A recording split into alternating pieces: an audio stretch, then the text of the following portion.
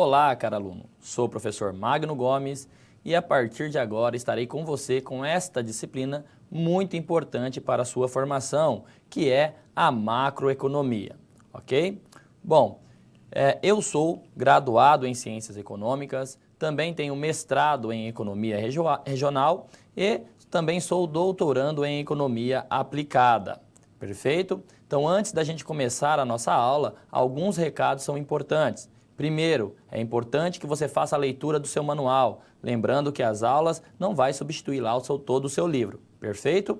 Outro recado muito importante, que você participe também do seu fórum, porque agora ele é avaliativo, ou seja, faz parte lá da sua avaliação final, ok? E também vai servir como exercício aí para as provas, bem como também as nossas aulas atividades, que estarei com você logo mais no chat. Perfeito? Bom, então sem mais delongas, acompanhe comigo no quadro aí o convite ao estudo. Porém, só um recado também, para quem está acompanhando aí, o chat pelo Skype, é marlon.tutel@croton.com.br. Perfeito? Bom, essa unidade, então, vamos falar sobre, macroeconomia e as estruturas econômicas. Então, vamos falar das principais estruturas econômicas, dos principais agregados macroeconômicos e, o mais importante aqui, as políticas, quais são os efeitos das políticas macroeconômicas que o governo vem fazendo e qual é o efeito tanto na sociedade quanto principalmente dentro da empresa ou para as empresas. Vamos falar da moeda, regime de câmbio e valorização e desvalorização também da taxa de câmbio ou da moeda. Perfeito? Em plano de fundo, para tudo isso, vamos ter o quê? A empresa Nita Alimentos. Então, ela atua no setor de alimentos, ok? Lá na produção de farinhas, que vai ser a mistura ali para pães, bolos, panetones, fermento e farelo e tudo mais. Esse é um bom produto devido à qualidade, do produto aí da Nita Alimentos. Ela é bem visto aí em todas as classes dos consumidores, desde as classes com baixa renda até as classes de alta renda. Tá? Ela vai estar inserida aí num cenário econômico não muito bom, de alta do dólar, queda dos investimentos, alta dos juros e também alta na inflação. Então, qual seria aí o impacto para a Nita Alimentos, dado neste cenário? Então, para tentarmos ajudar essa empresa com essas questões, temos também aí os conhecimentos prévios. Quais são eles? Conhecimentos básicos de fatos da realidade econômica, como as relações de preços, juros, inflação, produção e também desemprego. Bom, a ideia da aula é eu estar apresentando aí aos agregados macroeconômicos, bem como as políticas macroeconômicas, para que você então possa ser capaz de julgar e analisar qual é o efeito de uma política feita pelo governo, seja ela fiscal ou monetária, que vamos ver logo mais, e qual é o seu efeito, tanto para a sociedade, quanto principalmente para as empresas, para as instituições. Maravilha? Para isso, então, vamos conhecer um pouco mais sobre o nosso caso, que é da Nita Alimentos. Então, a história da Nita Alimentos, novamente, vai estar no setor alimentício, produzindo aí vários produtos, atendendo grandes regiões do Brasil, Então, ela se instalou aí na região de Santos, lá em 1928. Então, se trata de uma empresa consolidada já há um bom tempo no mercado, correto? E possui aí uma logística excelente, transportando o seu trigo, dos navios para os silos, garantindo a vantagem competitiva na qualidade dos seus produtos. Então, os silos ali são o local onde eles vão estar armazenando toda a produção. Tranquilo? E aí, em 68, o grupo Vepar vai adquirir aí a marca Nita e trouxe uma certa, já era moderna, mas aprimorou aí a modernização da indústria da panificação. Ok? Bom, então aí temos então a Nita, a Nita Alimentos, e também temos que a marca Nita vai ter forte atuação na região centro-oeste e também sudeste. E essa informação aqui também é importante, né? Conta com mais de 400 trabalhadores diretos, né? E muitos outros de forma indireta, como, por exemplo, os prestadores de serviço. Então, você vai ter ali a empresa Anitta e as pequenas empresas, né? Os pequenos prestadores de serviço atendendo a sua demanda. Bom, até aí tudo bem, mas qual que é, então, a inquietação aí dos gestores ou da empresa? Né? Então, a empresa está acompanhando o panorama nacional e também o internacional sobre a crise financeira, alta do dólar, queda na poupança e na renda, também a alta dos juros, né? Vai ter também um cenário de queda de produção e falta de investimentos, né? Para a economia, todo esse cenário apresentado representa aí como se fosse um apocalipse, né? Tá tudo ruim. Porém, o desafio é, vamos ajudar, né, logo eu e você, na busca por respostas para os seguintes questionamentos. Se algum dos fatores citados anteriormente, né, acima aí, vai provocar aí uma alta de inflação. Então, dada essa alta de inflação, qual seria o impacto, né, na Anitta Alimentos e também qual vai ser o impacto para toda a sociedade. Então, nesse sentido, né, vendo aí a história da empresa e também a inquietação, vamos à nossa primeira situação-problema.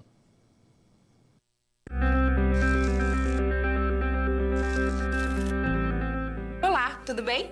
Espero que esteja gostando dessa aula. Como você pôde perceber, é muito importante estudar o conteúdo da pré-aula no ambiente virtual, antes de conhecer e resolver as situações-problema. Vamos lá? As etapas para compreender e resolver as SPs são simples e facilitam os seus estudos. Primeiro, é necessário conhecer e interpretar os detalhes da situação-problema, entender onde se passa a situação, quais agentes estão envolvidos e quais recursos estão disponíveis. Depois, é a hora de problematizar a situação apresentada, que são baseadas na realidade de mercado. E isso significa que seu desafio foi elaborado com base nas informações de empresas, experiência dos professores e acontecimentos do cotidiano da sua área. E por último, você vai solucionar as problemáticas. Para isso, você deve utilizar dos conceitos e das teorias vistas nas pré-aulas. Ficou claro? Então o desafio está com você. É hora da SP1. Caso surja um ponto de interrogação, você pode sempre acessar o fórum e enviar suas dúvidas, ok? Bons estudos e até mais!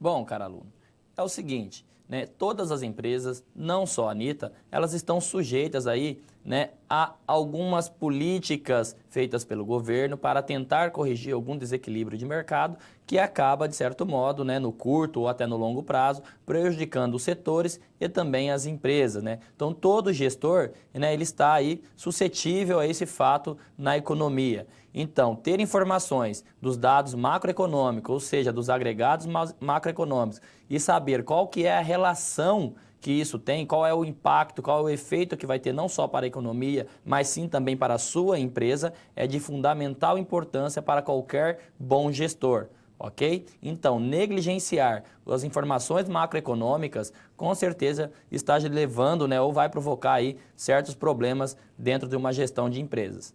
Maravilha? Então, vamos à nossa SP. Então, o desafio aqui, né, dessa primeira sessão é que o cenário macroeconômico é a alta da inflação, né? E qual é o impacto deste cenário na empresa Anitta Alimentos, né? Então, a Anitta precisou identificar quais os fatores e possíveis políticas macroeconômicas que podem influenciar as suas atividades. Então, agora, nós vamos ajudar, né, a identificar aí qual é essa relação, né?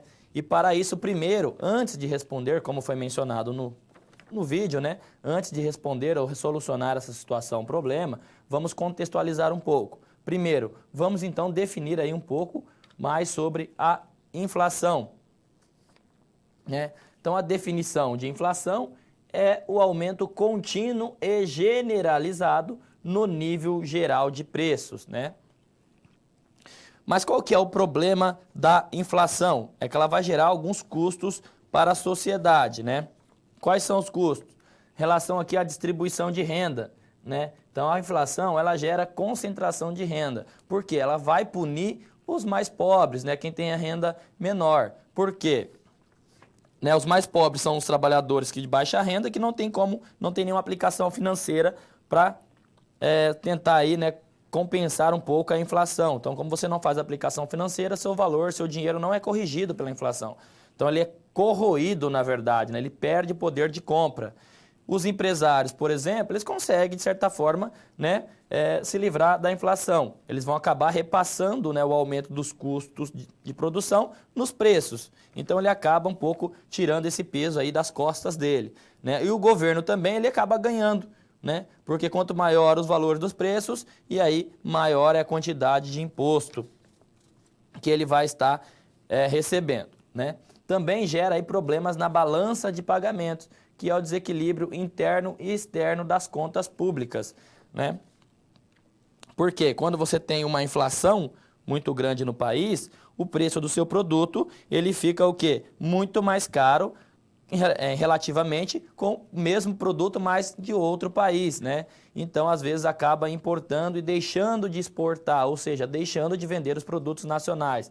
Isso causa grandes problemas na balança de pagamentos. Outro custo também é as expectativas, né? Então, as expectativas não serão as melhores e terão perdas aí, né? Então, o consumidor, né, aquela confiança acaba se perdendo, que não é muito bom para a economia, né? Que acaba trazendo aí malefícios, né? Queda do PIB e tudo mais. Perfeito? Bom, outro custo também gerado pela inflação é no mercado de capitais, né? Você desestimula aí a aplicação, porque vamos ver mais à frente que, né, a inflação também vai estar atrelada à taxa de câmbio, que é importante aí para os investidores externos também, que acaba influenciando neste mercado. Tranquilo? Depois também temos a ilusão monetária, né? Ocorre principalmente quando a inflação é alta e estável, levando os agentes econômicos a tomarem decisões equivocadas, ok? Ou seja, né, a ilusão monetária é quando você tem um aumento, por exemplo, lá no seu salário mínimo. Teve um aumento no salário mínimo de 5%. Ó, maravilha, então todo mundo acaba querendo, vai consumir mais, acaba gastando mais, mas qual que é o grande problema? Que nesse mesmo período que você teve 5% de aumento, a inflação foi 10%, né? Ou seja, o mesmo dinheiro que você comprava certa quantidade em um período, não vai comprar a mesma quantidade em outro período. Seu dinheiro perdeu o poder de compra. Mas muitas das vezes os indivíduos, as pessoas, não levam isso em consideração. Olha apenas o quê? O aumento nominal no seu salário e esquece de fazer o cálculo dos ganhos reais. Perfeito?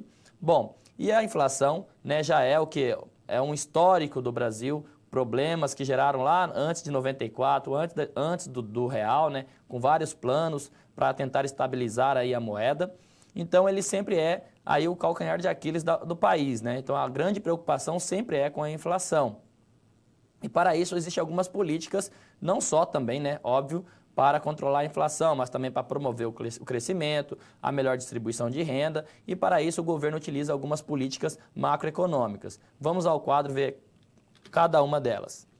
Então, a primeira que temos aqui, dentre as políticas macroeconômicas, vamos ter aqui a política fiscal, né, que é a decisão sobre a arrecadação e também sobre os gastos do governo. Então, quando o governo ele vai lá e acaba aumentando ou reduzindo os seus gastos, aumentando ou reduzindo os seus tributos, ele está fazendo uma política fiscal.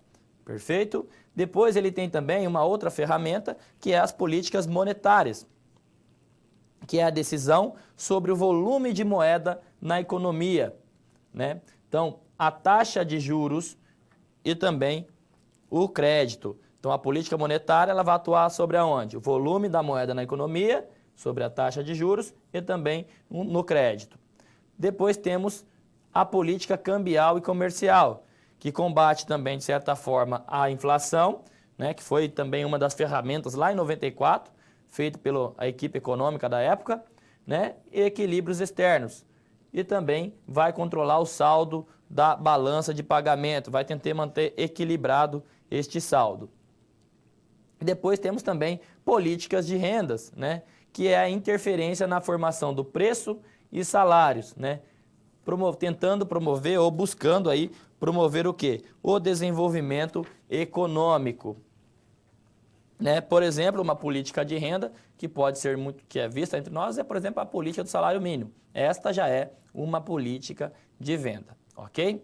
Então agora eu vou apresentar também quadros onde eu vou mostrar o quê? As políticas econômicas e seus efeitos, quando o governo ele quer controlar a inflação e também quando ele quer promover o crescimento da economia. Maravilha? Então vamos ao quadro novamente. Então aqui, né, entrando um pouco mais aí, antes de solucionar essa situação, problema, temos a questão, né, das políticas macroeconômicas. Então, dentro da política fiscal, por exemplo, muitas das vezes o governo ele acaba atuando ou fazendo as suas políticas.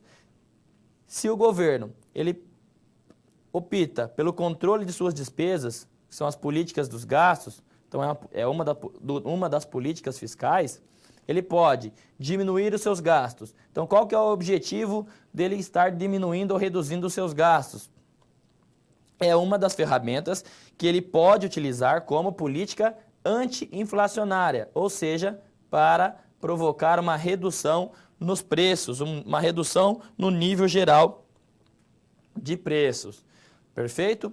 Quando o governo ele faz uma política, então, de aumento dos gastos, ele está muitas das vezes buscando o quê? O crescimento econômico, ou crescimento do PIB, que eu vou chamar a partir de agora de Y, tá? Ele está querendo buscar o crescimento econômico.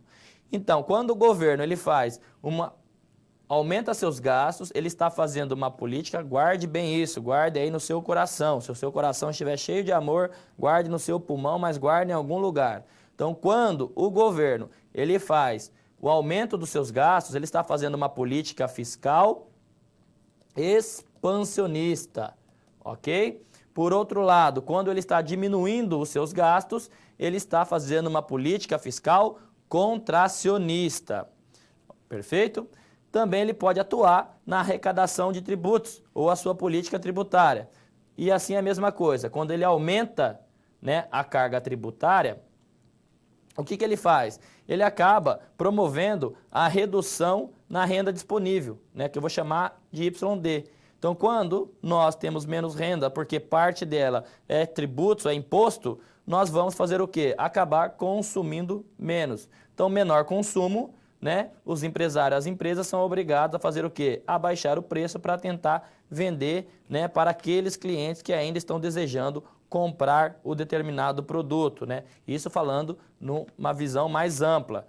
Então, é por isso que, às vezes, ela faz ali o aumento dos tributos, que acaba contribuindo tanto para as contas do governo, mas também para controlar uma política anti-inflacionária, tá? Já se o governo ele reduz a carga tributária, aí é o contrário, né? Aí ele não está reduzindo a renda disponível das pessoas, ele acaba aumentando. Se o governo cobra menos imposto de renda, o seu, né? O nosso imposto de renda, vamos ter mais dinheiro que podemos então gastar, né? Comprar mais, né, que acaba incentivando os empresários, por exemplo, a aumentar aqui o I, que eu vou chamar de investimento, né? Então acaba aumentando o investimento, que acaba aumentando o emprego, aumentando ainda mais o consumo, que por fim de tudo promove o quê? Promove o crescimento econômico, ou seja, acaba aumentando ali o nosso PIB. Maravilha? Então, resultado: se o governo ele faz uma das políticas contracionistas, então vamos lá, quais são as possíveis políticas fiscais contracionistas? Guardem isso, questão de prova.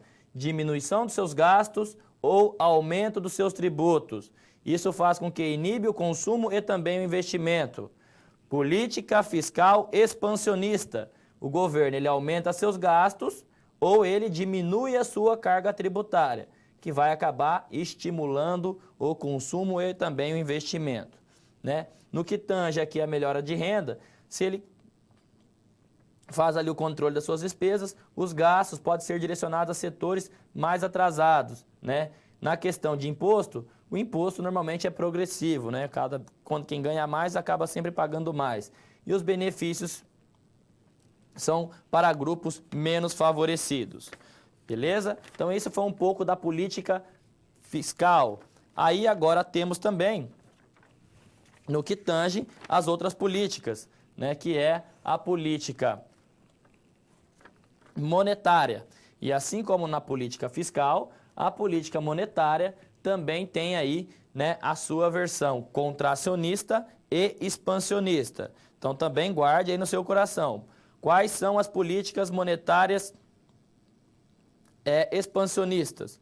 O governo, quando ele aumenta a oferta de moeda, ele está fazendo uma política monetária expansionista. Quando ele reduz a quantidade de moeda, ela vai ser uma política monetária contracionista. Quais são os instrumentos que o governo pode utilizar para isso? Ele pode atuar direto no estoque monetário de moeda, então ele vai lá e reduz a quantidade de moeda. Bom, se o governo reduz a quantidade de moeda, os bancos, eles vão ter o quê? Menos, né? Então, eles vão ter menos moeda ou menos dinheiro para emprestar. Se tem menos dinheiro e a demanda por empréstimo continua a mesma, o que acontece com os nossos juros? Que a partir de agora será a letra I. Os juros aumenta. Os juros aumentando vai reduzir o quê? Né? Os juros muito altos, nenhuma empresa vai fazer investimento, nenhuma empresa vai contratar, logo também o consumo acaba caindo, né? E o consumo reduzindo acaba também provocando diminuição nos preços. Por isso que dizemos que a diminuição do estoque de moeda, ela é uma política anti-inflacionária, ela contribui para a redução de preços. Assim, um aumento de moeda provoca o inverso. Quando o governo disponibiliza mais moeda na economia, né, os bancos comerciais vão ter mais moeda e aí eles podem baixar a taxa de juros porque tem grande oferta de moeda. Porque o dinheiro nada mais é do que uma mercadoria. Se o dinheiro é uma mercadoria, quanto mais quantidade de estoque você tem, menor é o preço dele. Qual que é o preço do dinheiro? A taxa de juros. Então, quanto mais moeda na economia, menor a taxa de juros. Quanto menos os juros, maior é o quê? Os investimentos, que aí vai acabar aumentando o quê? O consumo e, consequentemente, aumenta o PIB, ou seja, o crescimento do produto. Então, novamente, se eu reduzo a quantidade de moeda, eu estou fazendo uma política anti-inflacionária, que consequência disso é o quê? Uma queda no produto, uma queda no PIB, né? Porque não vai ter investimento, os juros vai estar mais altos e aí sucessivamente. Né? Por contrapartida, se eu aumento a quantidade de moeda, eu acabo provocando uma redução nos juros, aumento nos investimentos e, consequentemente, um aumento no produto. Outro instrumento do governo é a reserva compulsória, ou seja, a cada real que você deposita no banco, né, uma parte dele, o seu banco, o meu banco, ele é obrigado a depositar junto ao Banco Central. Junto a quem? Ao Bacen, Banco Central Brasileiro, né? Então, se essa reserva, que hoje vai estar próxima ali dos 25%, ou seja, de a cada R$100, R$25 os bancos têm que deixar depositado no Banco Central como garantia, sobra o quê? 75 para eles fazerem empréstimos. Então, se essa reserva ela aumenta, sai de 25 para 50, por exemplo, fica menos dinheiro para os bancos emprestarem. Então, automaticamente, menos produto, maior é o preço dele. Então, o preço do dinheiro é os juros. Quanto maior os juros, menor o investimento, que menor aí o consumo e aí automaticamente as empresas são obrigadas a reduzir os preços, que acaba contribuindo para a redução da inflação. Se ele vai diminuir essa reserva, em vez de 25, cai, por exemplo, para 10, os bancos têm mais dinheiro, eles podem baixar os juros, aumentando, estimulando investimento, emprego e, por fim, também estimulando o produto. Tá? Ele pode fazer também outro instrumento de política monetária, é o open marketing. Então, o governo ele pode o quê? Vender títulos. Então, quando o governo ele vende título, isso também guardem bem, questão de prova, hein? Se ele está vendendo o título, ele está entregando o papel e está recolhendo o dinheiro. Então, ele está reduzindo a quantidade de moeda na economia. Por isso, o juro sobe, o investimento é menor, né? Consumo menor e o preço tende a reduzir, porque é uma política anti-inflacionária. Já quando o governo ele compra título, os próprios títulos dele, ele recolhe os títulos e entrega dinheiro para a população, aumentando a quantidade de moeda, não só para a população, né, mas para os bancos, que são os principais consumidores, ou compradores de títulos do governo. Aí os bancos vão ter mais dinheiro e pode estar emprestando a taxa de juros menor, que vai contribuir para um maior investimento e, consequentemente, para um maior produto. Então, resultado, né, uma política de diminuição, né, da quantidade de moeda inibe o consumo e o investimento. Se ele aumenta a quantidade de moeda na economia, através, seja de qual for os seus instrumentos, estimula o consumo e seu investimento, né? Na questão da distribuição de renda, a solução é um pouco mais complexa. Sobre as outras políticas também, temos a política cambial, que é a taxa de câmbio, que ela pode ser fixa ou flutuante, também existem outras que vamos ver logo mais. Depois temos a política comercial. Nessa política comercial, os instrumentos de incentivo às exportações ou estímulos, né, ou desestímulos das importações podem ser fiscais, de créditos, né, estabelecidos aí também em questão de momentos de cotas, a quantidade de produtos que podem ser comprados ou não. Então, o governo também pode atuar nessa linha, tentando, então, corrigir né, um ou mais desequilíbrios econômicos. Então, essa foi o principal resumo. A gente vai voltar bastante falando dessas políticas fiscais, monetárias, contracionista, expansionista, porque isso é a parte mais importante que eu quero que você fixe bem e entenda os seus efeitos sobre a economia e também sobre a empresa. Então, para isso, vamos agora sim lembrar lá do nosso problema, que é na empresa Anitta, e resolver a situação problema. Acompanhe comigo no quadro. Resolvendo a situação problema 1. Então, aqui temos... Como a inflação está elevada, a empresa Anitta deve se preparar, então, para o quê? Para uma possível política anti-inflacionária. Se o problema é a inflação, o governo vai querer reduzir. Já sabemos, então, que o governo ele pode fazer uma política fiscal, mas qual tipo de política fiscal? Contracionista. O que é uma política fiscal contracionista? É aquela que ele reduz, né, o consumo ou aumenta os tributos. Ou ele pode fazer também uma política monetária contracionista. O que é uma política monetária contracionista? Quando o governo reduz a quantidade de moeda na economia. Guardem bem isso aí no coração de vocês, hein? No curto prazo, ambas políticas geram redução do quê? De consumo, investimento e, consequentemente, o PIB. E, para isso, vai provocar queda nos preços, né, que eu vou chamar aqui de inflação a partir de agora com o símbolo π aqui, tá? Então, toda vez que aparecer esse π, vai representar a inflação. Então, vamos ver agora algumas nomenclaturas importantes. Então, uma política monetária contracionista. Já vimos que ele vai fazer o quê? Reduzir, esse M significa quantidade de moeda. Então, anotem aí, tá? Eu vou ditar e tomem nota disso. Então, reduzindo a quantidade de moeda, aumenta o quê? Aumenta o I. O que é o I? A taxa nominal de juros. Se a taxa nominal de juros aumenta, consequentemente, aumenta o Rzinho. O R é o quê? Taxa real de juros, ok? Então, se ambos os juros estão maiores, o que acontece com o investimento, que é representado por esse I maiúsculo? Então, o investimento, ele vai acabar sendo menor. Perfeito? Então, o investimento é menor. Se o investimento é menor, o Y aqui, que é o PIB, ou produtos sinônimos, ele acaba reduzindo. Se o PIB é menor, as empresas acabam reduzindo os seus preços, que é a inflação, que é dado pelo π aqui, inflação. Ok? Tomem nota disso daí. Uma política fiscal contracionista vai indicar que o aumento nos tributos, por exemplo, vai fazer com que as pessoas tenham menos YD. O que significa YD? Renda disponível. Então, a minha renda disponível ela é menor porque o governo pegou uma parte em tributos. Se eu tenho renda disponível menor, logo o meu C reduz. O que é o C? O consumo. Se eu tenho renda disponível menor, o meu consumo, consequentemente, é menor. Se o meu consumo é menor, as empresas vão estar vendendo menos, que vai desestimular o quê? O investimento. Então, já sabemos que o I maiúsculo é investimento. Então, o investimento cai e, consequentemente, o produto também cai, que vai contribuir para uma queda também na inflação. Então, isso aqui já sabemos que significa inflação. Então, havendo realmente uma redução no consumo dos produtos finais, a Anitta Alimentos poderá revisar com os seus parceiros do setor o que, quanto e para quem vão produzir e qual é o impacto das políticas anti-inflacionárias nos seus resultados.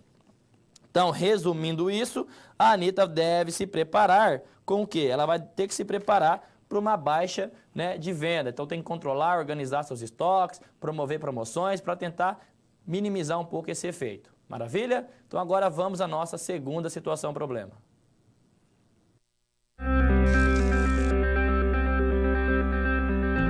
Opa, e aí? Como você se saiu com a primeira SP? Com as dicas que a gente viu, nem ficou difícil, não é mesmo? Você percebeu o caminho traçado para obter uma solução satisfatória? Primeiro, você estuda os conceitos teóricos. Em seguida, você conhece e avalia a situação. E só então você tem conhecimento suficiente para se empenhar em resolver a situação problema. Entendeu por que é importante fazer uso de todos os recursos do material didático antes de iniciar as SPs? No ambiente virtual, você encontra textos, webaulas e vídeos para enriquecer os seus estudos. Vamos para mais um desafio? Boa sorte na SP2 e até mais!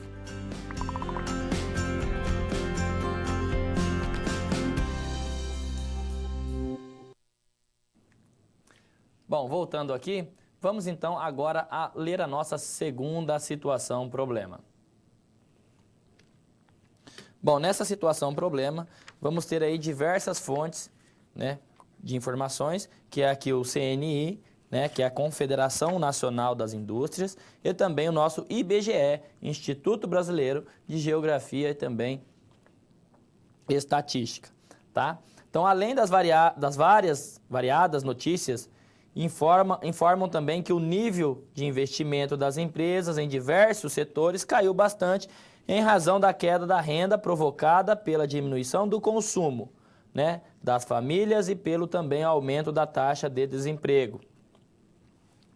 Mesmo assim, as empresas respondem de forma positiva quanto ao investimento em máquinas e equipamentos e também os novos serviços, podendo então reverter aí o quadro da queda do PIB. Então, apesar de um cenário não tão bom, algumas empresas estão aí arriscando, né, ou optando por fazer aí um investimento em formação bruta de capital físico, né, que são os equipamentos, máquinas e equipamentos.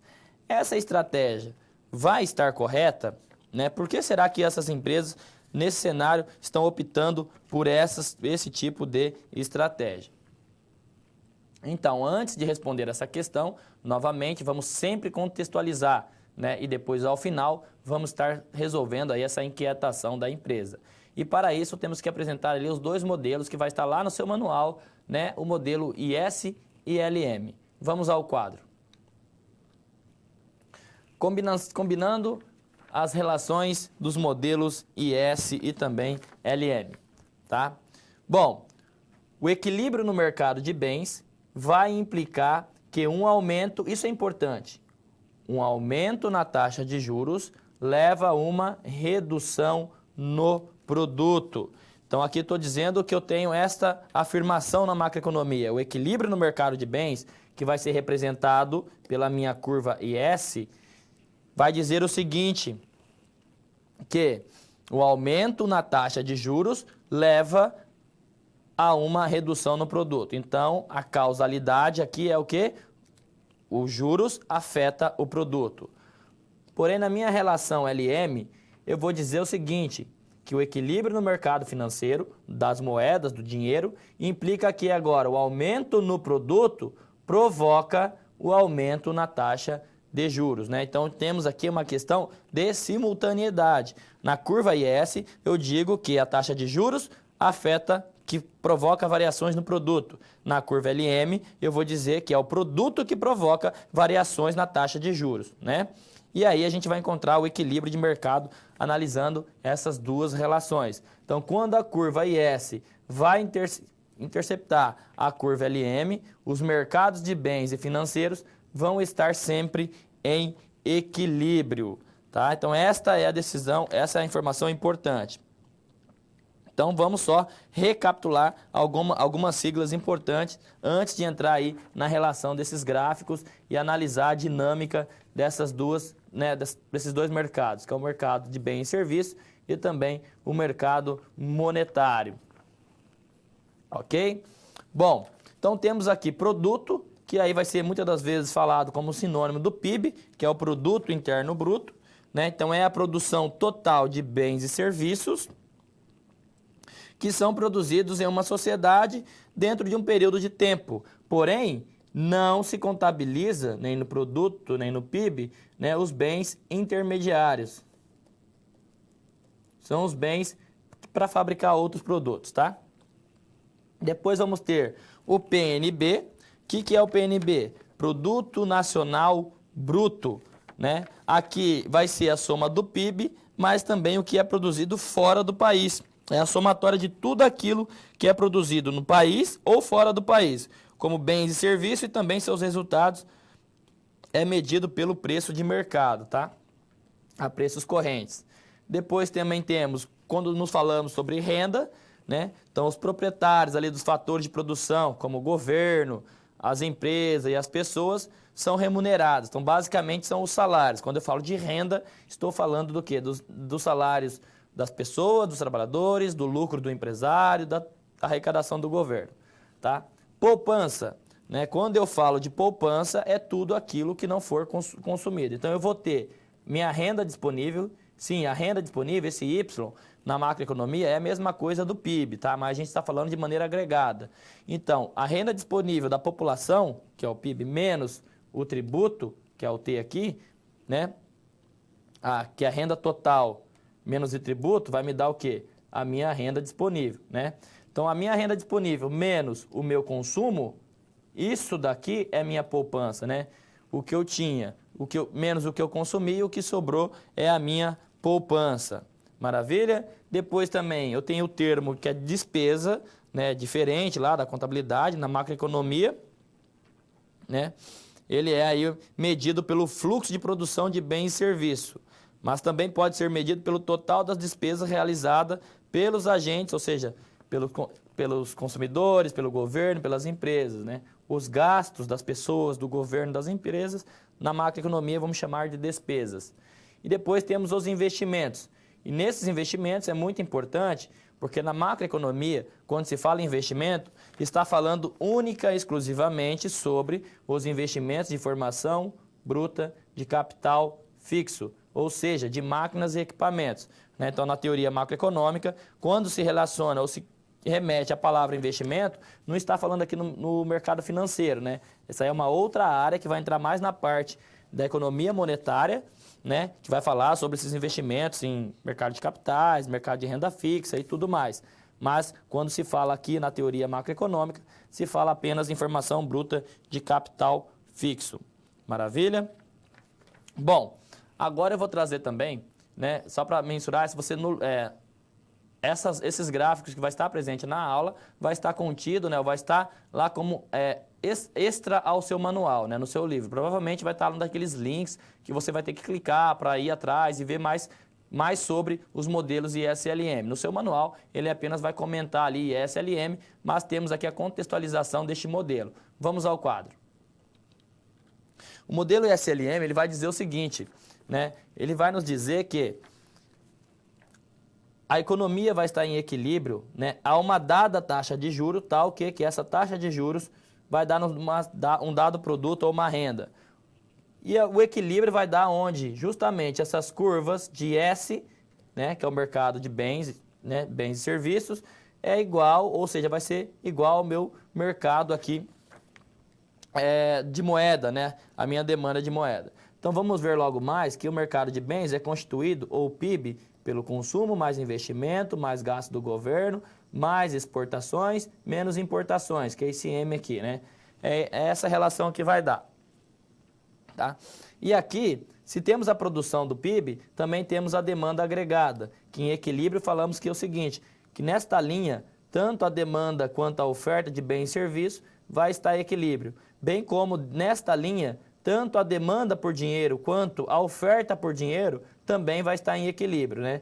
Porém, a junção dessas duas curvas, que já estão em equilíbrio, vai nos dar aí o modelo ISLM, né? Mas qual que é o mais importante deste modelo? É percebermos a dinâmica das políticas, né, para o nosso entendimento, das políticas macroeconômicas sobre aí o nosso, né, sobre o efeito na economia e também nas empresas, tá? Então, de novo, uma política fiscal, né?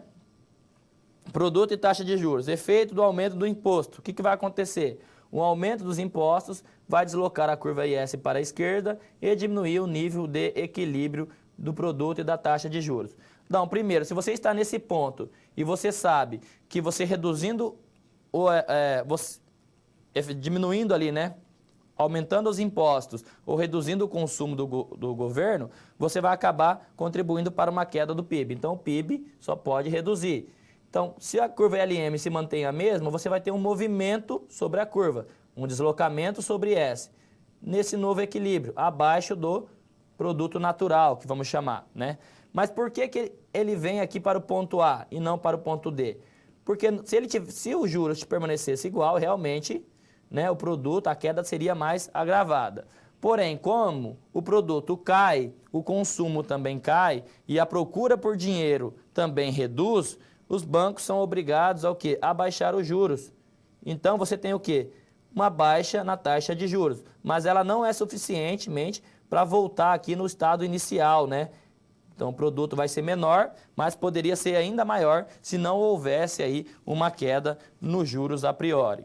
Assim como a política fiscal, temos também a política monetária. Então, a contração monetária ou arroxo monetário, que é a mesma coisa, refere-se à redução da oferta de moeda. Já o aumento da oferta de moeda é chamado de expansão monetária. Os efeitos da expansão monetária vai deslocar, então, a curva LM para baixo. Então, expansão monetária desloca a curva LM para baixo. Beleza?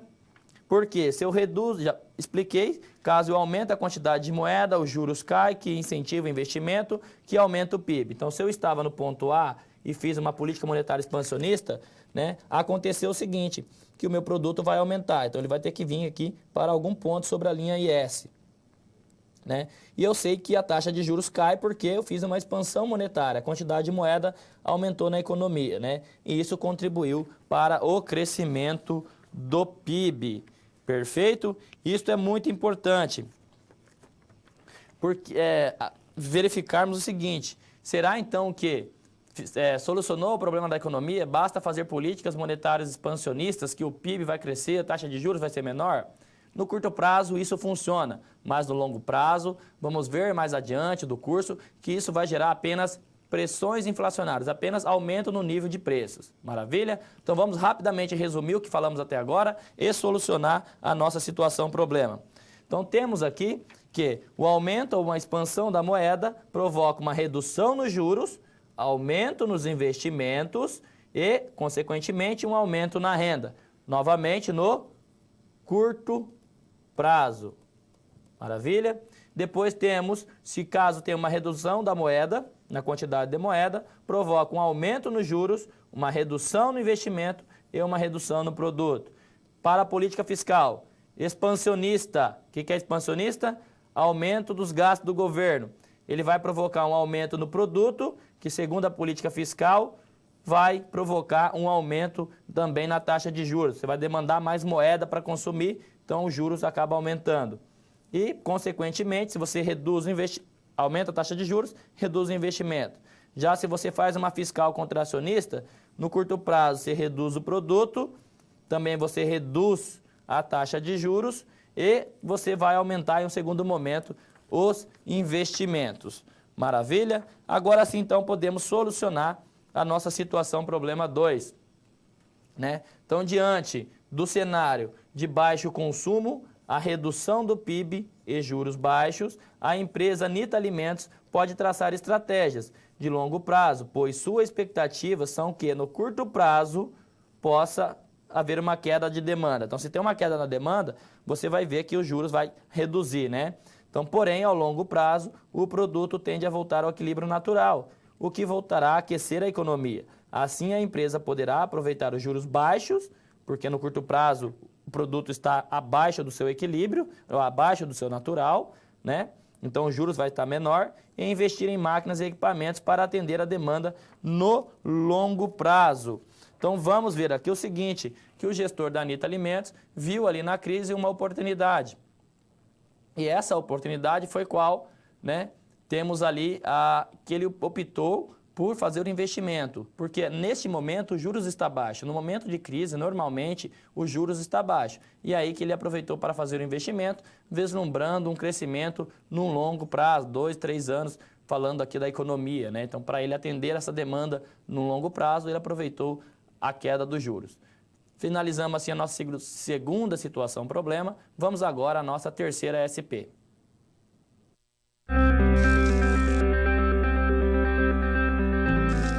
Olá! Agora que você já solucionou duas das SPs, muitas das teorias vistas na pré-aula fazem mais sentido, não é mesmo?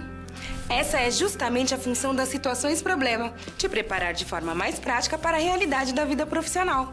Já conhecer algumas das situações que podem surgir no dia a dia faz de você um aluno mais preparado para o mercado de trabalho. Bom, a SP3 já vai começar. Se ficar com dúvida em algo, pode entrar no fórum e enviar sua pergunta, ok? Até mais!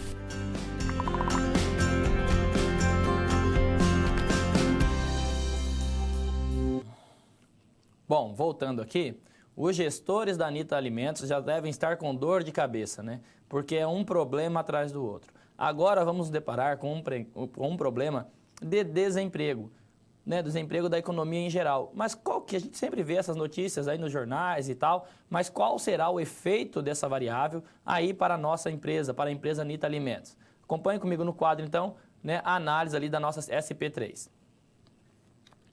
Bom, a nossa situação problema é que agora a empresa Anitta Alimentos observa um cenário de alto nível de desemprego no país, fato que poderá afetar a produção em razão da queda das vendas.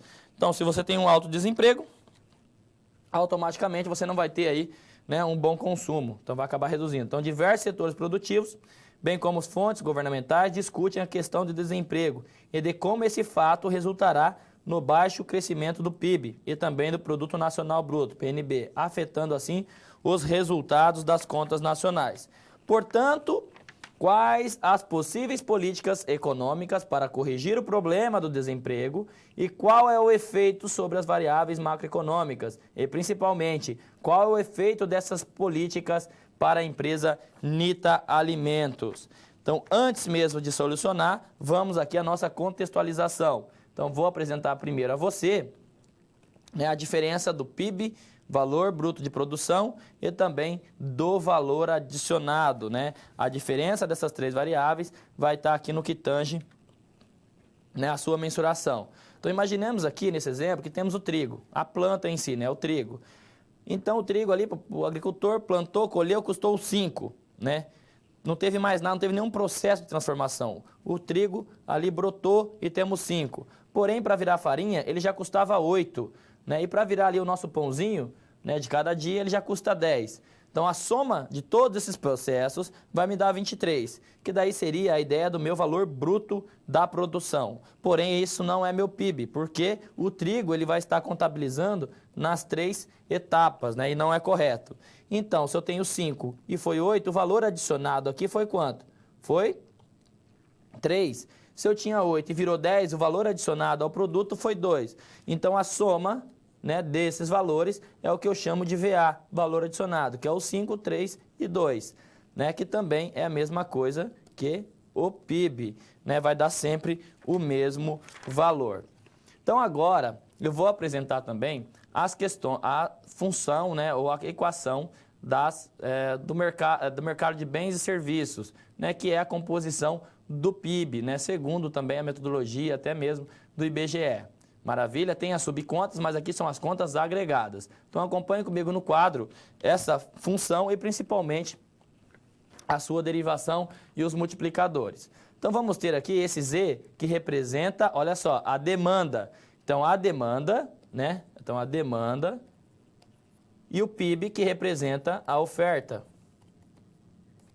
Tá? Então, a demanda em equilíbrio é igual à oferta, como aprendemos também na economia, em princípios de economia.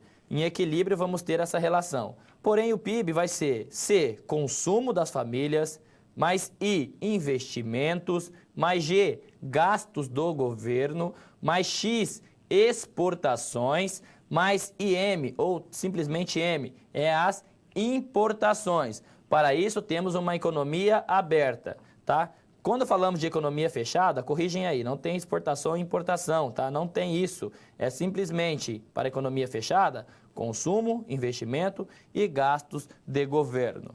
Porém, né, vamos trabalhar a priori que Y e G são valores dados, né? Não tem uma função. Porém, o consumo, ele é uma função comportamental, né? Porque ele é função do quê? Da renda disponível. E esse sinal de mais significa o quê? Que à medida que a sua renda disponível aumenta, o seu consumo ele tende a aumentar. Então chama-se de função consumo, é uma equação comportamental, isto é a captura do comportamento dos consumidores. Porém, sabemos que YD, que é a renda disponível, já coloquei isso anteriormente, é igual à renda, né? Ou seja, o PIB total, pode ser entendido também, menos o total de tributos, de impostos. Então, logo, o meu consumo, eu posso escrever como um consumo base, mais C1, que é em função da minha renda disponível. Ou seja, esse C1 e esse C0 são nossos parâmetros, e isso é possivelmente calculado aonde? É calculado utilizando muitas das vezes ali a econometria. Maravilha? Bom, aí temos o seguinte, né? Que podemos demonstrar graficamente essa função onde C0 aqui vai ser o meu consumo, aqui minha renda disponível. À medida que a renda disponível aumenta, o consumo também aumenta. Se a renda é zero, ainda assim vai existir algo, né? Eu não vou morrer de fome, eu preciso me alimentar. Eu vou despoupar, vou buscar dinheiro emprestado. Se eu não tenho renda, eu vou consumir pelo menos um pouco. E a inclinação dessa reta é o que chamamos de C1. E eles têm os nomes, né?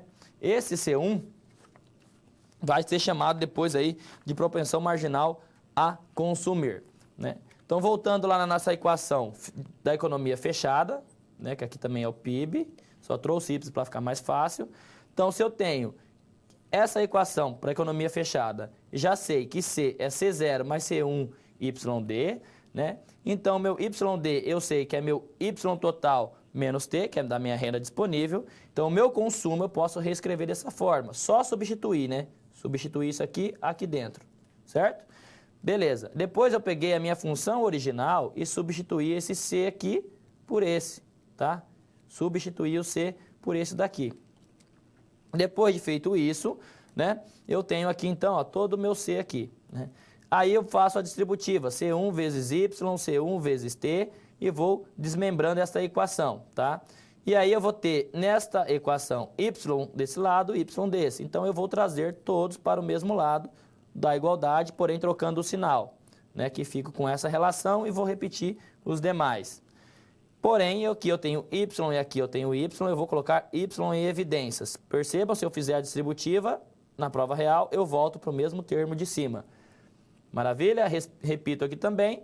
Como esse parênteses está multiplicando, eu vou passar para o outro lado, dividindo. Então, eu tenho essa relação, que o PIB vai ser 1 dividido por 1 menos C1, que multiplica todo esse termo em conchete, que eu vou chamar de gastos autônomos. Perfeito? Então, aqui, o que eu fiz? Eu fiz a demonstração do que vamos chamar este termo aqui, ó, de multiplicador. Já vamos a um exemplo prático e entender um pouco mais sobre ele. Então, o que significa o C1 da função consumo? Guardem isso no coração de vocês. Se tiver cheio de amor, guardem no rim, no fígado, mas guardem que cai na prova também. Importante. Significa propensão marginal a consumir. Então, se eu tenho, e ele vai sempre ser o quê? Algo entre 0 e 1, né? Então, ele vai ser maior que 0 e menor que 1 sempre, né? Você só vai gastar o máximo ou não vai gastar nada. Porém, 1 menos C1 vai ser sempre a propensão marginal a poupar. Parte da renda que você vai poupar. E todo esse termo em colchete eu chamo de gastos autônomos, como também C0 eu chamo de gasto autônomo, tá? Se aplicarmos ali uma propriedade da matemática, que é as derivadas, né?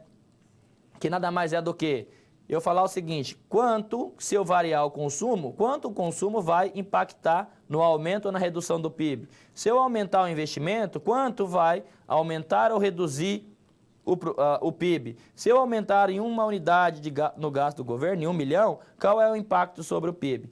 Conseguimos calcular isso através da derivada. Então, se eu faço a derivada em relação ao consumo C0, em relação ao investimento ao gasto do governo, vai dar o mesmo valor, que vai ser esse termo aqui, 1 dividido por 1 menos C1, que eu chamo de multiplicador keynesiano.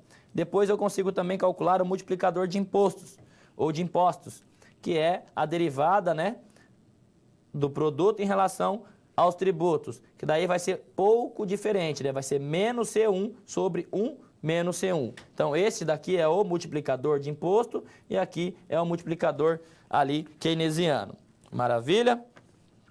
Bom, então derivamos todas essas fórmulas, mostramos ali, né, da onde sai aquela equação e como que se é calculado, por exemplo, aquele C1. Muitas das vezes, aquele C1, a função consumo, todos os parâmetros, o consumo base, ali, o C0, o intercepto, mais o C1, é calculado utilizando ali a econometria, né, que são modelos de previsões muito utilizados também dentro das empresas, na estatística pura falando. Correto?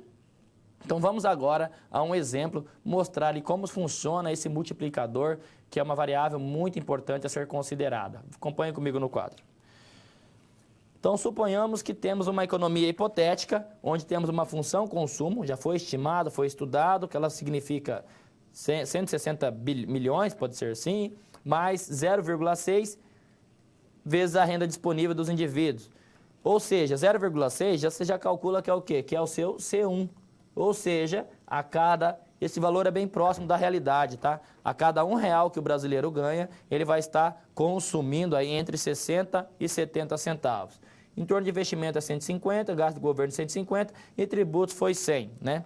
Então, resolva calcular o PIB de equilíbrio, sabemos que o PIB e a demanda é equilíbrio, por hipótese, depois o multiplicador, né, do C0, investimento e gasto do governo, e também o multiplicador dos tributos. Então, resolvendo isso, o que teríamos que fazer, né? Provavelmente você vai ter um exercício desse bem parecido para resolver. O mais importante é que você, então, calcule, chegue nos valores, né? Selecionar a opção ali certa ou correta é de menos. O mais importante é chegar. Primeiro, você tem a equação, que é produto, consumo mais investimento, mais gasto do governo, porque a economia é fechada. Aí é simplesmente substituir, né, as informações. Você já tem essa função consumo ali, que é 60 mais 0,6 vezes ID, aí YD, que é a renda disponível, você sabe que é a renda total menos os tributos.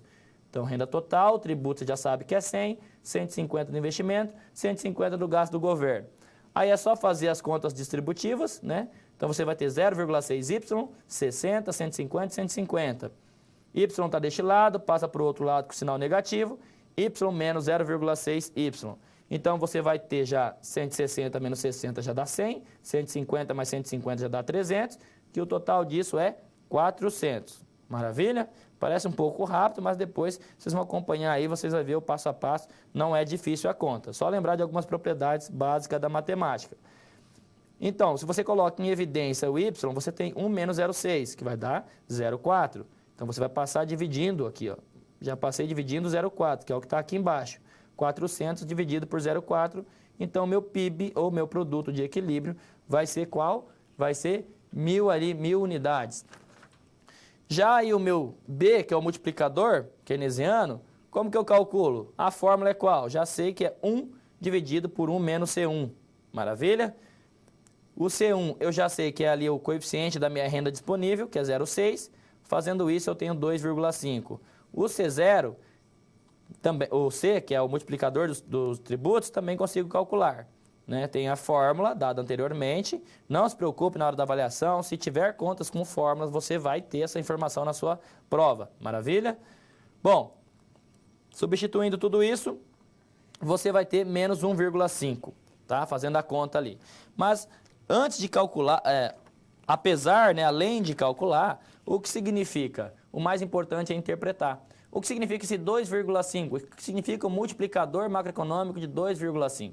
Significa o seguinte: caso o governo dê um choque, um aumento nos gastos do governo lá em 1 milhão, a economia como um todo, o PIB como um todo, ele vai crescer em 1 milhão vezes 2,5, ou seja, 2,5 milhões. Então, esse é o multiplicador. O aumento não é só aquele que o governo já injetou na economia, porque quando o governo aumenta os seus gastos, ele vai aquecer o emprego, então as pessoas vão consumir mais, as empresas vão investir, então percebam que é toda uma dinâmica. Então aquele 1 milhão vai ser 2, nesse nosso caso, vai ser 2 vezes 5 mais esse 1 milhão, ou seja, 2 milhões e meio. Se eu aumento em 1 milhão, dou um choque de 1 milhão na economia, a economia como um todo cresce 2 milhões e meio, ok? E os tributos da mesma forma. Se o governo ali, vai aumentar os seus tributos em 1 milhão de arrecadação, significa que a economia não vai perder apenas aquele milhão, ela vai perder 1 milhão e meio, né? Então o PIB será menor, não só em 1 milhão que o governo vai tirar em tributos, mas sim em 1 milhão e meio. Por isso é muito importante calcular esses multiplicadores. Da mesma forma que é feito para a economia, também é possível ser feito dentro de uma empresa, dentro de uma instituição. Maravilha? Então, vendo tudo isso, vamos agora à nossa resposta da nossa SP, da nossa situação, problema. Então, resolvendo aqui, né, temos o seguinte, que o governo pode fazer, então, uma política fiscal, se o desemprego está alto, ele pode fazer uma política fiscal expansionista, né, aumentando lá seus gastos. Pode aumentar os gastos do governo ou reduzir os tributos. Assim, o efeito do multiplicador da demanda agregada vai aumentar, podendo, então, levar um maior investimento e, consequentemente, uma redução aonde? Uma redução no desemprego. Isso é importante. Qual que é a dinâmica para isso? Então, o governo pode fazer uma política monetária também expansionista. O governo aciona o Banco Central para aumentar a sua oferta de moeda na economia. Com o aumento, então, da moeda, já sabemos, cai a taxa de juros, aumenta o investimento e aumenta o produto. E, consequentemente, reduz o desemprego, porque um maior produto vai exigir maiores contratações. Observação, para aumentar a oferta de moeda, bem também como para reduzir, o governo ou o Banco Central utiliza alguns de seus instrumentos. Quais são os instrumentos? Guardem no coração, isso aqui também é muito importante. Quais são os instrumentos, né, da política monetária?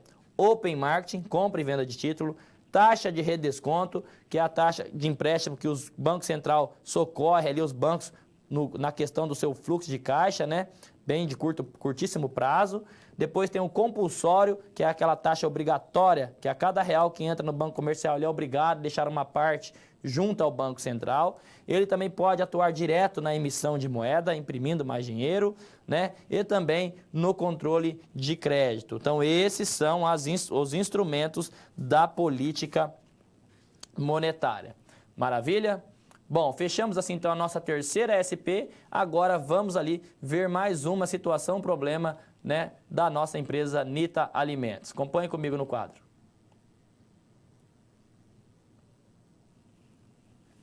Bom, diante dessa escassez de muitos produtos, ou pela sua excessiva carga tributária do país, ou por melhor oferta no mercado externo, muitas empresas têm importação como uma alternativa para fugir desses fatos, como também para ser mais competitiva aqui no mercado interno.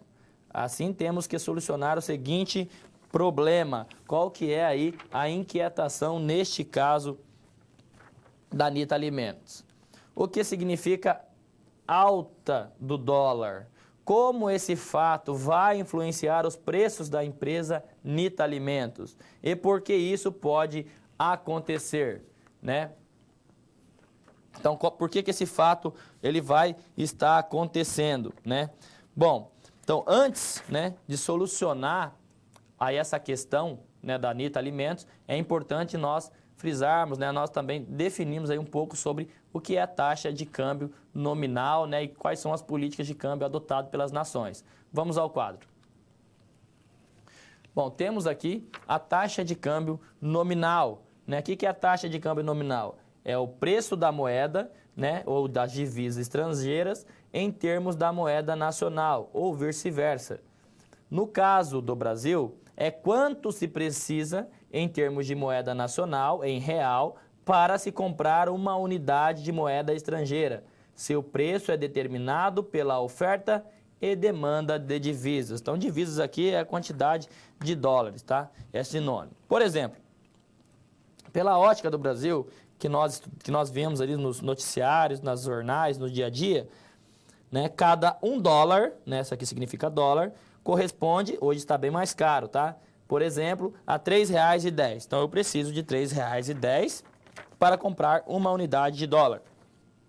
Pela ótica do exterior, né, R$ 1 brasileiro equivale a 0,32 cents de dólares, né? Então, aí, dependendo da leitura, isso é importante, né? Saber essa diferença aí. Aí temos, então, a seguinte questão.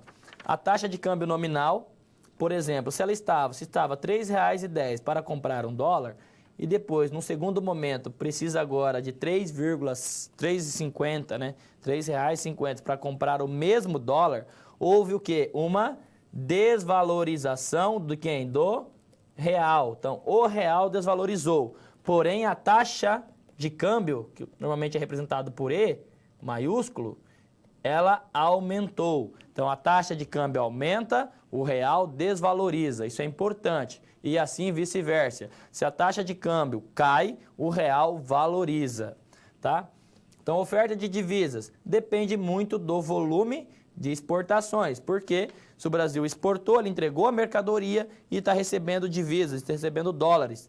E da entrada de capitais externos, né, de capitais estrangeiros para investir no Brasil. E a demanda de divisas vai depender justamente do volume de importação. Se o país precisa importar muito, ele vai precisar de dólares porque ele tem que pagar as suas compras das outras nações em dólares. E também da saída de capital externo, né? Amortização de empréstimo, remessas, lucros, pagamentos e tudo mais, né? Porque quando se faz um investimento aqui no Brasil, você precisa investir em real. Porém, o estrangeiro ele entrega o dólar, recebe o real e investe no Brasil. Vai investir. Depois, para fazer o seu resgate, ele pega o real, converte em dólar de novo e volta para o seu país. Tá? E aí, no que tange, né, dependendo do país, vamos ter ali as políticas de câmbio, né, de diferentes nações. E pode ser que um país adote a taxa de câmbio flutuante. Então, a taxa ela é determinada pelo mercado de divisas, simplesmente pela oferta e também pela demanda. Maravilha?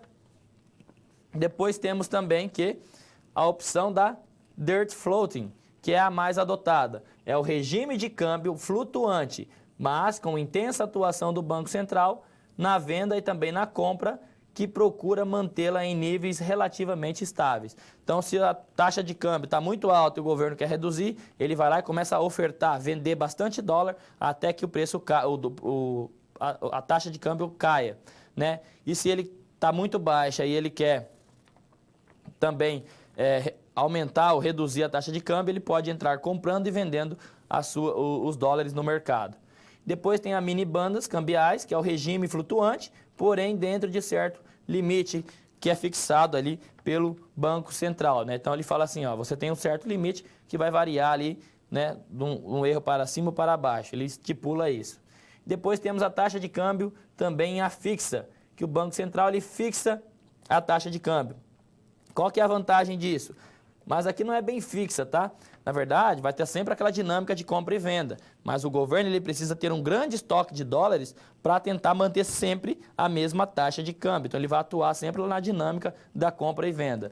Então, qual que é a vantagem? Maior previsibilidade dos agentes no mercado. E foi o que foi feito aqui em 94 para estabilizar a nossa moeda, né? Então, evita aumentos de preços de produtos importados, sendo, portanto, útil para controle da inflação. Então, essa foi uma das políticas que foi feita lá em 94, que aculminou lá em 1999, por exemplo, porque a taxa de câmbio ficou fixa até 99, porém, à custa de altíssimas taxas de juros, que chegou lá próximo aos 45% ao ano em 99, tá? Bom, então, se temos aqui ofertas de divisas maiores que a demanda de divisas, vamos ter o aumento da disponibilidade de moeda estrangeira. Então, temos uma valorização cambial, ou seja, uma valorização do real, tá? E uma queda na taxa de câmbio, porque tem maior quantidade de oferta de dólares frente à demanda.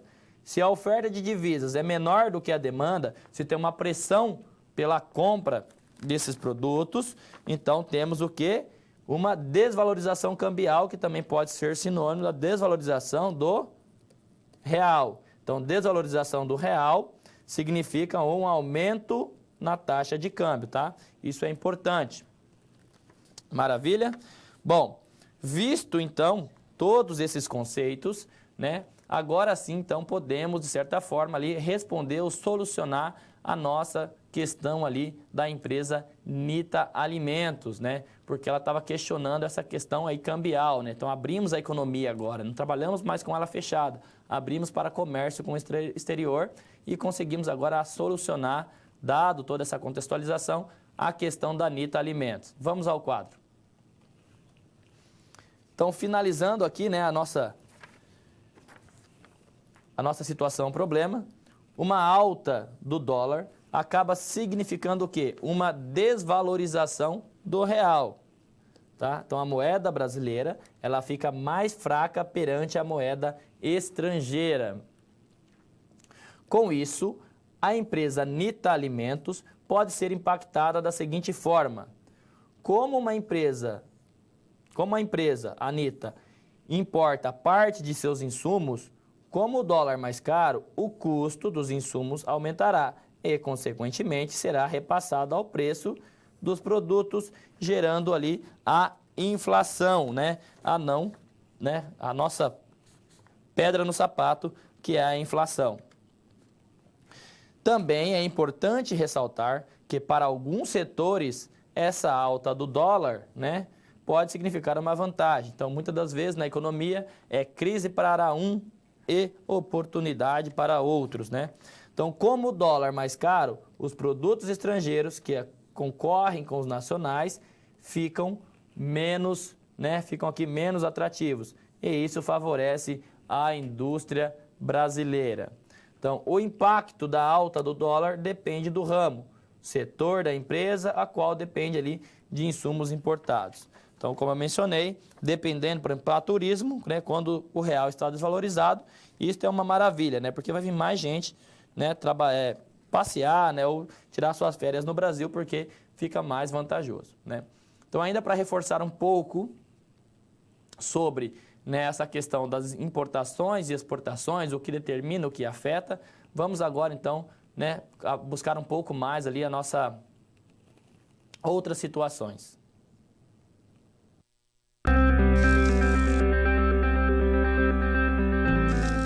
E agora que todos os desafios foram concluídos com sucesso, é hora de refletir sobre o que foi visto.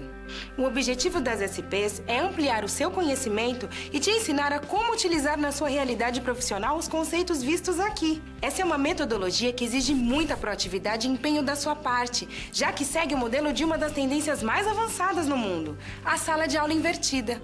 E em contrapartida, vai te transformar num profissional diferenciado e mais qualificado para desempenhar as funções da sua profissão. Por isso, faça bom uso dos materiais e das interatividades oferecidas. Ah, não deixe de acessar o seu ambiente virtual e completar a sua pós-aula, ok? Cada parte do processo é essencial para a sua aprendizagem. Até mais!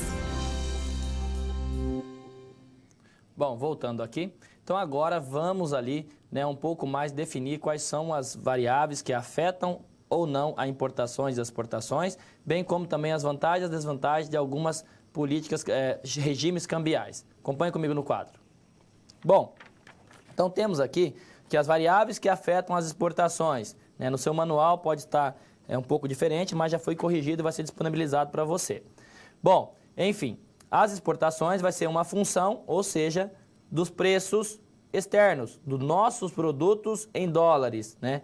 Então, se os nossos produtos em dólares estiverem maiores, isso aumenta, ou seja, se os nossos produtos estiverem mais caros lá nos Estados Unidos, compensa os americanos, por exemplo, comprar os nossos produtos brasileiros. Então, a exportação aumenta, por isso o sinal de mais. Se o PI aqui, que representa preços internos domésticos em reais, se os nossos preços estão mais caros, vai acabar reduzindo a exportação. Ninguém vai comprar do Brasil porque os preços brasileiros estão mais caros. Se a taxa de câmbio brasileira está maior, taxa de câmbio significa desvalorização do real. Contribui positivamente para as exportações. Se a renda mundial, se o PIB mundial está crescendo, significa que vão comprar mais produtos do Brasil. Então, logo, contribui positivamente para o aumento das exportações. Se o governo pratica subsídios, incentiva as exportações, isso também contribui positivamente. Bom, aqui eu vou substituir por M, que é as importações, né, nesse slide. Então, temos que as importações, né, vai ser negativamente relacionado com os preços externos dos nossos produtos em dólares. Né? Se os nossos produtos estão mais baratos lá nos Estados Unidos, por exemplo, eles não vão comprar os nossos produtos, porque os deles estão mais baratos. Então, acaba reduzindo ali as importações. Né? Ou seja, se os nossos produtos lá nos Estados Unidos estiver mais caro, eu não vou comprar produto importado, porque está caro. Eu vou comprar produto brasileiro, porque está mais barato. Então, reduz as importações. PI, preços internos dos nossos produtos. Se os preços dos nossos produtos estão mais caros, se eles aumentam, o que acontece? Eu vou comprar produto importado, lá da China, que é mais barato. Então, aumenta as importações, por isso mais. Se a taxa de câmbio também ela está maior, por exemplo, hoje, R$ 5,00 um dólar, não compensa comprar produtos importados. Logo, as importações acabam reduzindo, ok? Depois temos também que a renda nacional, aqui é renda nacional. Se o PIB brasileiro aumenta, eu vou comprar lá celulares, por exemplo, da Apple, né? Vou importar, porque está crescendo, está ganhando mais, enfim. Então, as importações acabam aumentando, você vai comprar produtos estrangeiros.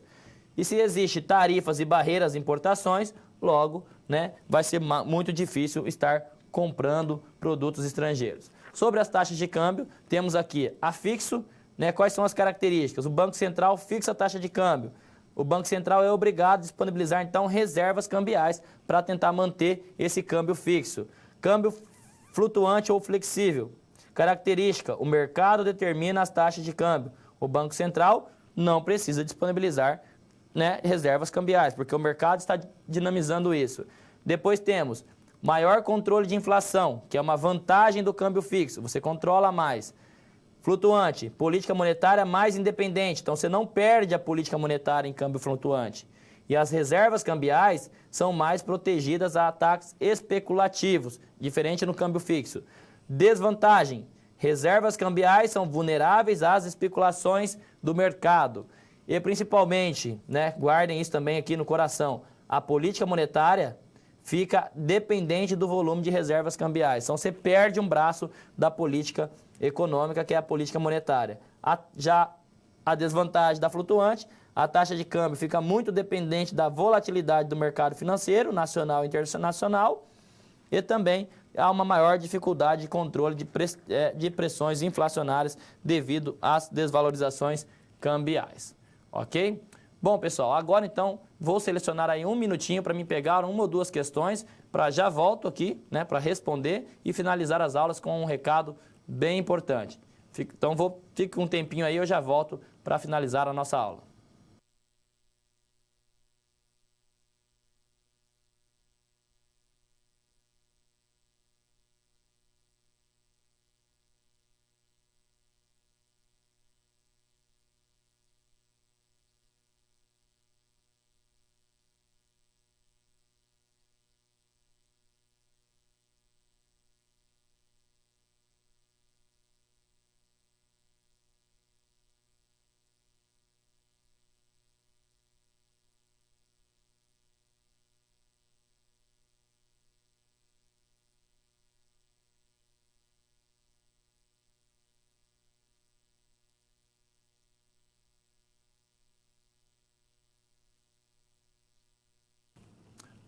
Bom, voltando aqui, pessoal, então sobre ali o equilíbrio, a equação de equilíbrio do PIB, dado ali ao nosso tempo, vou estar ali no chat, né? Qualquer coisa eu faço passo a passo lá para você, lá no nosso chat atividade, respondendo até a questão 3 aí da sua aula atividade.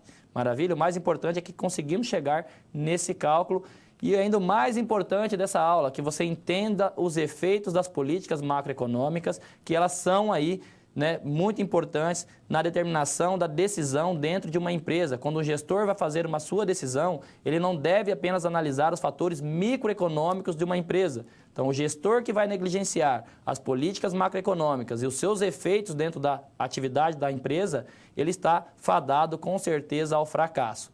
Perfeito? Então, até mais, ficamos por aqui, bons estudos.